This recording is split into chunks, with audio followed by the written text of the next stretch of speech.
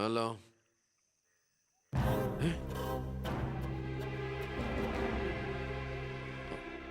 എപ്പോ?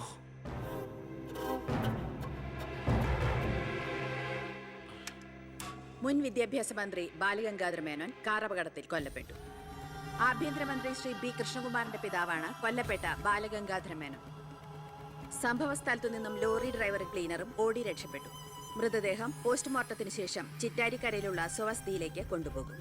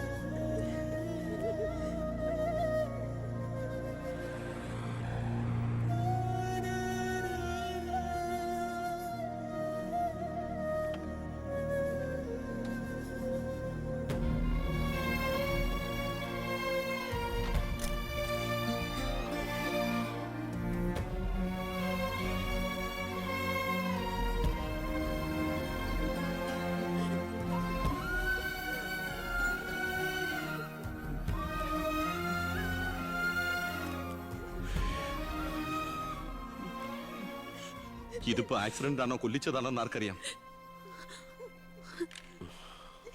അധികാരം ഒഴിഞ്ഞു കൊടുക്കാതിരിക്കാൻ വേണ്ടി സ്വന്തം മകൻ തന്നെ കൊല്ലിച്ചതാണെന്ന് എല്ലാരും പറയുന്നേ.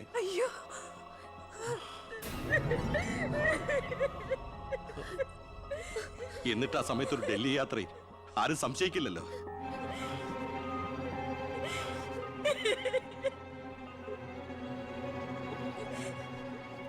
അമ്മേ, അച്ഛനേക്കാൾ വലുതാണോടെന്ന് എനിക്ക് അധികാരം, മന്ത്രിസ്ഥാനം. അച്ഛനെ എതിർത്ത് ഒടുവിൽ നീ സ്വന്തം അച്ഛനെ. അമ്മേ, എനിക്ക് നിന്നെ കാണണ്ട, പോ എന്റെ മുമ്പിൽ നിന്ന്.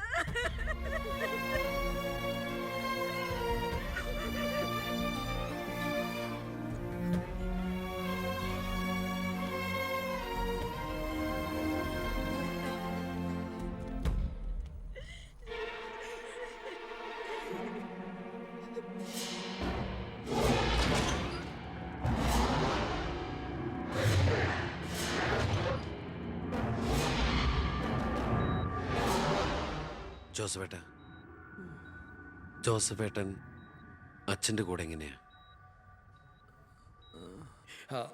താനിതെങ്ങോട്ടാ? ഞാൻ അങ്ങോട്ടാ. അങ്ങോട്ട് അല്ല, ഇങ്ങോട്ട്. കയറോ വണ്ടിയില്.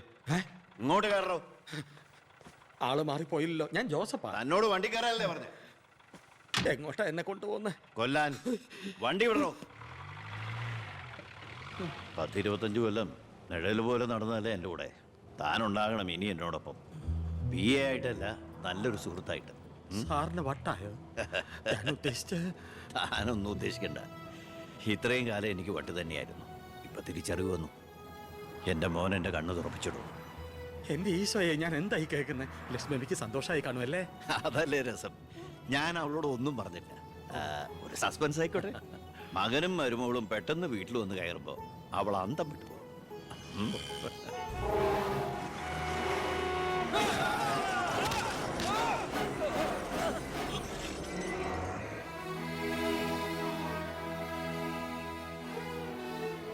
ആ ഇടിയിൽ ഞാൻ തെറിച്ചുപോയി. അതൊരു സാധാരണ ആക്സിഡന്റ് ആയിരുന്നെന്ന് എനിക്ക് തോന്നുന്നില്ല.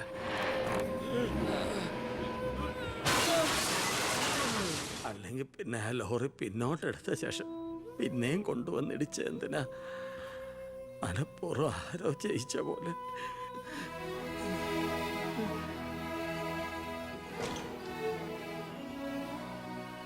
സർ, ഒരു കാര്യം, ആ ലോറി ഡ്രൈവറും കിളിയും ഒളിച്ചിരിക്കുന്ന സ്ഥലം കണ്ടുപിടിച്ചു. പക്ഷേ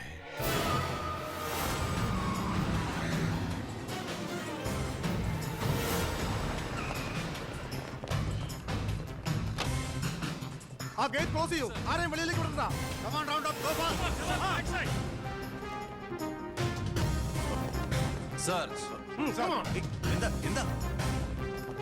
സോറി മാഡം. ആ നോക്കൂടെ, ആ ബാത്റൂമില് ഏട്ടാ, അയ്യോ, അടി, എന്താ പ്രശ്നം?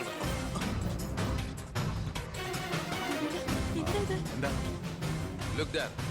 എന്താ പ്രശ്നം? ആരെങ്കിലും ഉണ്ടോ?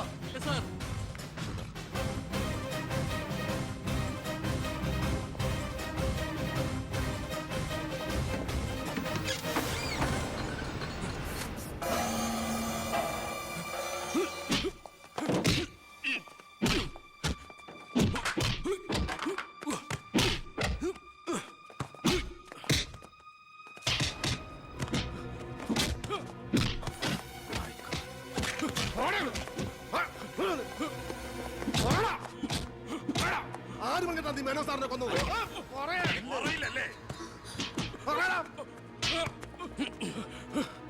ഇവരിൽ ആര് പറഞ്ഞിട്ടാടാ നീ ഇവിടെ കയറി വിളിച്ചത്? പറയടാ. ഒന്ന് നിർത്തുന്നുണ്ടോ? അമ്മേ, എന്താ എന്താ ഇവിടെ? അമ്മേ, ഇവന് അച്ഛനെ, എന്നിട്ട് ഈ വീട്ടിൽ തന്നെ. വേണ്ട, നീ നിന്റെ പോലീസും ചേർന്ന് എന്നെ ബോധ്യപ്പെടുത്താനാണ് ഈ വേഷം കെട്ടെങ്കിൽ അത് വേണ്ട. നിനക്ക് എന്ന് തുടങ്ങിയടാ നിന്റെ അച്ഛനോട് ഇത്ര സ്നേഹം? ദയവ് ചെയ്ത് ഇവിടുന്ന് ഇറങ്ങി പോകുന്നുണ്ടോ? ഇല്ല, ഇവനെ കൊണ്ട് സത്യം പറയിപ്പിച്ചിട്ട് ഞാൻ പോവൂ. ഈ ലോകത്ത് എന്റെ അമ്മയെ മാത്രം എനിക്ക് ബോധിപ്പിക്കണം, ഞാനല്ല എന്റെ അച്ഛനെ കൊന്നതെന്ന്. പറയടാ, ആരടാ നിന്റെയൊക്കെ പിന്നില്? ആരടാ നിന്റെയൊക്കെ പിന്നില്? പറയടാ. പറയാൻ ആരടാ എന്റെ അച്ഛനെ കൊന്ന്? ഇവനെ തല്ലിക്കൊന്നാലും പറയില്ലടാ. എനിക്കറിയാം, എനിക്കറിയാം ആരാണെന്ന്. ഇനി എനിക്ക് പിടിച്ചു നിൽക്കാനാവില്ല. ഞാൻ പറയാം. ആ, നീ ഇതുവരെ എഴുന്നേറ്റില്ലായിരുന്നു? ഇന്നലെ ശകലം ലേറ്റായി. ശരി, ഞാൻ കുറെ നേരം കാത്തിരുന്നായിരുന്നു. എന്താ അച്ഛാ രാവിലെ? എനിക്കൊന്ന് അമ്പലത്തിൽ പോകണം. അമ്പലത്തിലേക്കോ? അതെ, 20 കൊല്ലങ്ങൾക്ക് ശേഷം. ആ പിന്നെ ഞാൻ ഇന്നലെ നമ്മുടെ ഉണ്ണിയുടെ അടുത്ത് പോയിരുന്നു. പരസ്പരം എല്ലാ വിഷമങ്ങളും പറഞ്ഞു തീർത്തു. അവൻ വെറും പാവാ മോനെ, ശുദ്ധപാവം. ഇപ്പൊ എന്റെ മനസ്സ് മുഴുവൻ കുറ്റബോധ. നമുക്കെന്താടാ ഭ്രാന്തായിരുന്നു? ആവശ്യമില്ലാത്തതൊക്കെ ചിന്തിച്ച് ഒടുവിൽ നമ്മുടെ ഉണ്ണിയെ ഓർക്കുമ്പോ തന്നെ സഹിക്കാൻ വയ്യ. ഞാൻ ഇതുവരെ ഉണ്ടാക്കിയ കോടികളുടെ കള്ളപ്പണം മുഴുവൻ സർക്കാരിന് തിരിച്ചേൽപ്പിക്കാൻ പോവാ. എന്താ നീ എന്താ ഒന്നും മിണ്ടാത്ത? ഞാൻ എന്നും അച്ഛനെ അനുസരിച്ചിട്ടല്ലേ ഉള്ളൂ. അച്ഛൻ എന്തു പറയുന്നോ ഞാൻ അതുപോലെ ചെയ്യാം. ഇതുപോലെ തങ്കപ്പെട്ട മരുമക്കളെയും മോനെയും കിട്ടിയതാ എന്റെ സമ്പാദ്യം. ആ, എല്ലാം നല്ലതിനാണെന്ന് ഓർത്ത് സന്തോഷിക്കാം അല്ലേ? ആ പവി, അമ്പലത്തിൽ പോയതിന് ശേഷം ഞാൻ ആ വഴി തന്നെ തിരുവനന്തപുരത്തേക്ക് പോകും. അവിടെ ഒരു പത്രസമ്മേളനം അറേഞ്ച് ചെയ്തിട്ടുണ്ട്. ജനങ്ങളുടെ മുമ്പിൽ ഞാൻ എന്ന അഴിമതിക്കാരൻ്റെ കുറ്റസമ്മതം. എനിക്കിപ്പോൾ വേണ്ടത് മനസമാധാനമാണ്. മനസമാധാനം മാത്രം.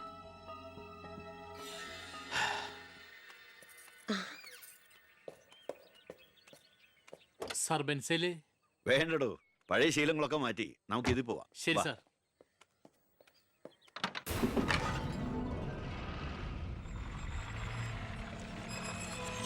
White ambassador KL188888 X minister Balagangadhara Menon. 8 മണിക്ക് മുമ്പേ കാർ നാഷണൽ ഹൈവേ വഴി വരും. കൊലപാതകമാണെന്ന് ഒരിക്കലും സംശയിക്കാത്ത വിധത്തിൽ കാര്യങ്ങൾ തീർക്കണം. ഓക്കെ? ആ.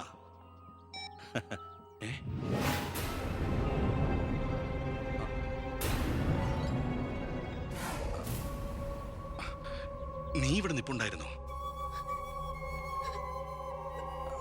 അല്ല മോളെ, നിന്റെ അച്ഛൻ പറഞ്ഞ കേട്ടില്ലേ, മനസമാധാനമാണ് വലുതെന്ന്. നിന്റെ അച്ഛന് മനസമാധാനം വന്നപ്പോ എനിക്കത് നഷ്ടപ്പെട്ടു. വർഷങ്ങൾ കൊണ്ട് ഞാൻ നേടിയത് മുഴുവൻ ഒറ്റ നിമിഷം കൊണ്ട് ഇല്ലാതാക്കണമെന്ന് പറഞ്ഞിട്ട് പോയത് കേട്ടില്ലേ? അയാൾക്കിപ്പോ ഭ്രാന്താ.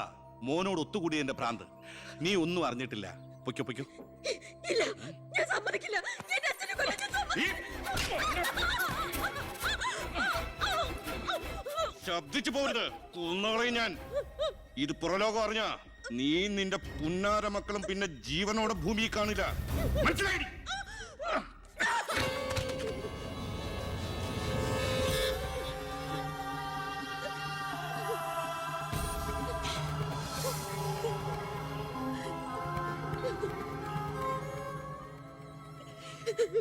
അയാള് ദുഷ്ടനാ.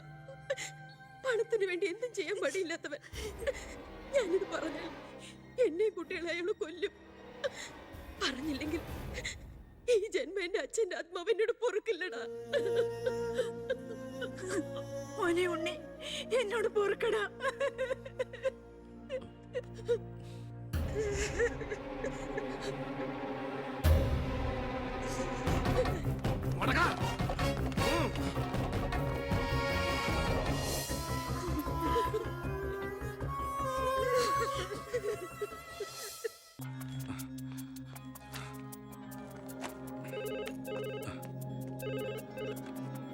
ഹലോ, ആ സിംഗപ്പൂർ ഫ്ലൈറ്റിന് ഓക്കെ അല്ലേ?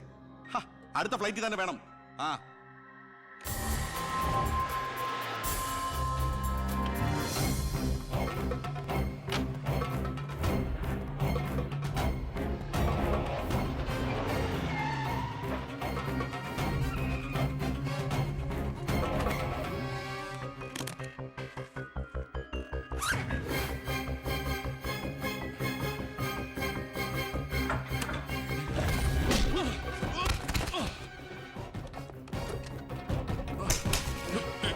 എന്ത് തെറ്റാ എന്റെ അച്ഛൻ നിന്നോട് ചെയ്തേ? എന്തിനാ എന്റെ അച്ഛനെ നീ ഞാനെന്ത് ചെയ്തെന്നാ? നീ ഒന്നും ചെയ്തില്ലല്ലേ? Sir sir sir. ആഹാ, അപ്പൊ ഏതാണ്ടൊക്കെ അറിഞ്ഞു അല്ലേ? പക്ഷെ ആ കൊലയ്ക്ക് പിന്നെ ഞാനാണെന്ന് നിനക്കൊരു കോടതിയിലും തെളിയിക്കാൻ കഴിയില്ല. അത്രയ്ക്ക് പ്ലാൻഡ് ആയിരുന്നടാ മാത്. ഇനി നീയാണ് എനിക്ക് പ്രശ്നമെങ്കിൽ കൊല്ലും ഞാൻ. എന്നിട്ട് കാശെറിഞ്ഞൊരു ബിനാമിയെ കൊലയാളിയാക്കി നിയമത്തിന് മുമ്പിൽ ഇട്ടുകൊടുക്കും. Sir sir sir sir. വെറുതെ എന്റെ യാത്ര മുടക്കരുത്.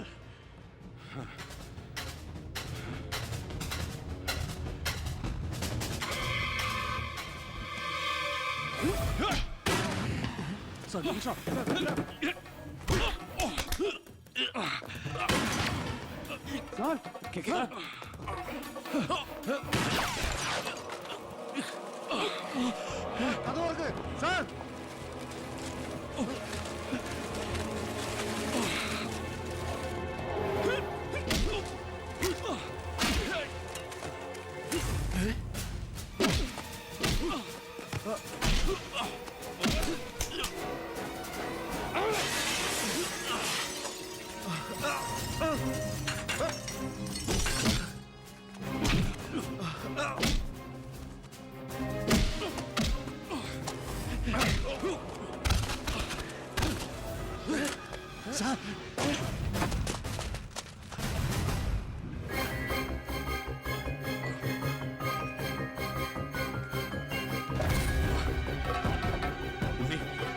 ഉണ്ണി,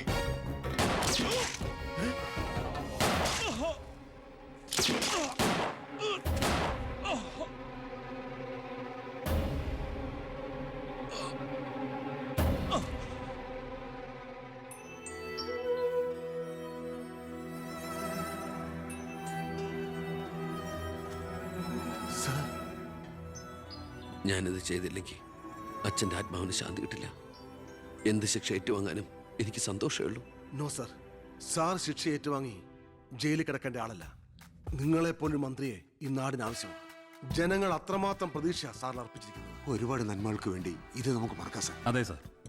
ഹോം മിനിസ്റ്ററെ പ്രതി കരുതിക്കൂട്ടി വിളിച്ചു വരുത്തി അറ്റാക്ക് ചെയ്തു. ആസ് എ സെക്യൂരിറ്റി ഓഫീസർ എനിക്ക് അയാളെ കൊല്ലേണ്ടി വന്നു. CRPC 130, 131.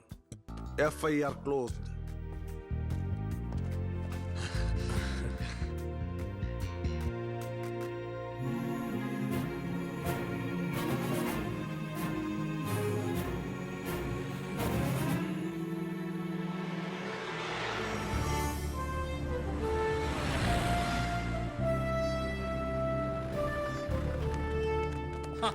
കൃഷ്ണകുമാർ നന്നാവുന്നുണ്ടോ? തന്റെ ഭരണതന്ത്രങ്ങളും പരിഷ്കാരങ്ങളും വിചാരിച്ചില്ല ഇത്രയും. ഞാൻ ഭരിച്ചിരുന്ന മന്ത്രിസഭയില് തന്നെ പോലൊരു ചങ്കുറപ്പുള്ള മന്ത്രി ഉണ്ടായിരുന്നെങ്കിൽ ഞാൻ കാണിച്ചു കൊടുത്തേനെ ഈ കേരളം റിയൽ ഗാഡ്സ് ഓൺ കൺട്രിയാണെന്ന്. പക്ഷെ ഇവിടെ ഡെവിൾസ് ഓൺ പീപ്പിൾ ആണ് സാർ കൂടുതൽ. ഒക്കെ ശരിയാവും, ശരിയാക്കണം. കുറച്ചു സമയവും ഒരുപാട് കാര്യങ്ങളും മെനക്കെടുത്തുന്നില്ല. നടക്കട്ടെ.